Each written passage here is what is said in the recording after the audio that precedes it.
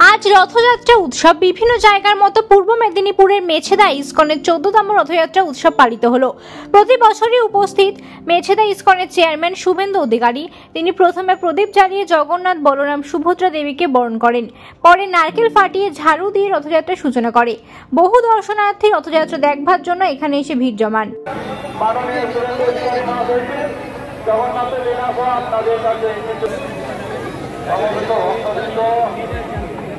আপনাদেরকে আজকের এই পূর্ণ দিনে শুভেচ্ছা জানাই। সনাতন সংস্কৃতি মেনে লীলা প্রভুপদ প্রভুর আশীর্বাদ নিয়ে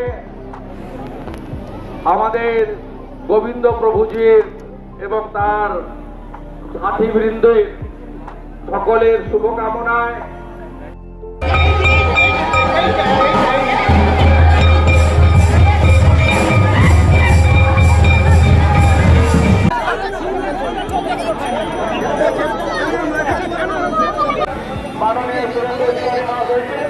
জগন্নাথের লীলা আপনাদের কাছে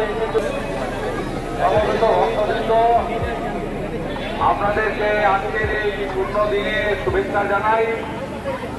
সনাতন সংস্কৃতি মেনে লীলা প্রভুপদ প্রভুর আশীর্বাদ নিয়ে জগন্নাথ 14 বছর মেছেদা ইস্কনের এই রথযাত্রা। আজকে আমরা প্রভুকে স্মরণ করলাম এবং শ্রীলা প্রভুপদ গোটা পৃথিবীতে রথযাত্রা ছড়িয়ে দিয়েছেন, তার জন্য আমরা আনন্দ প্রকাশ করলাম। এবং পূর্ণাঙ্গ মন্দির যে বীজটা বপিত হয়েছিল গোবিন্দ প্রভুর নেতৃত্বে, আজকে একটি বৃক্ষে পরিণত হয়েছে। আগামী দিনে প্রভুর আশীর্বাদে এটা বট বৃক্ষে পরিণত হবে।